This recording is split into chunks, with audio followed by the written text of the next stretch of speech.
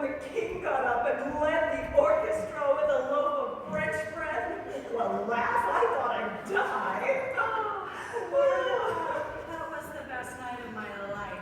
Your life? Did you get to dance with the prince?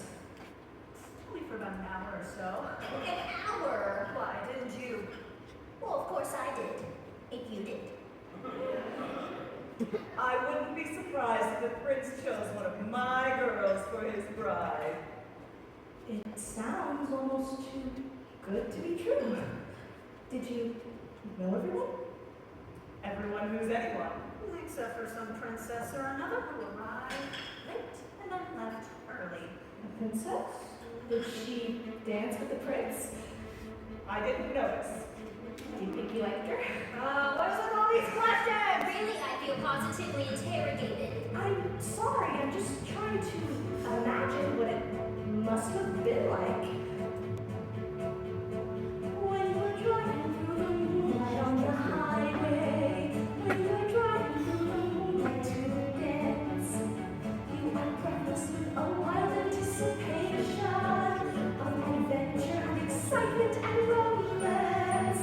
Then at last you see the towers of the palace, silhouetted on the sky above the park, and below them is a row of lighted windows, like a lovely diamond necklace in the dark. It looks that way, The way you say, She talks as if she knows.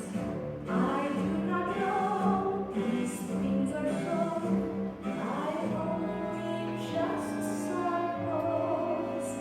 I suppose that when you come into the ballroom, and the room itself is floating in the air, you're suddenly confronted by his highness. You are frozen like a statue on the stair.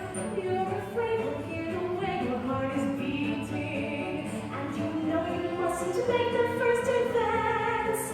You are seriously thinking of retreating, and you seem to hear him asking you to dance. He is tall and straight as a lance, and his hair is dark and wavy. He's out with a glance. He can turn a girl to gravy. When he dances with you, you feel as though your feet never touch the floor. oh, and you can feel his hot breath on your neck. A lovely night, a lovely night, a fire night you know you'll never see. Meet your prince, a charming prince, as charming as a prince will ever be.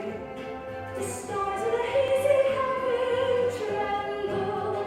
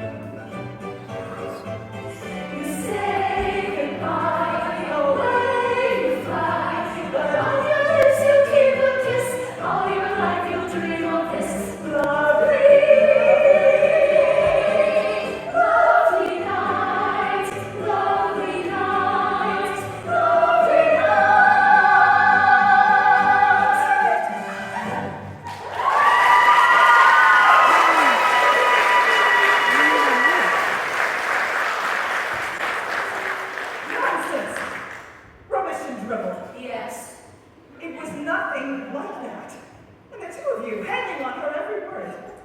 Enough. Go to bed. It's late. As for you, princess, get your head out of the clouds. Your father spoiled you rotten with a lot of empty dreams and hopeless wishes that will never come true. You're a little fool, Cinderella, and I do not suffer fools gladly.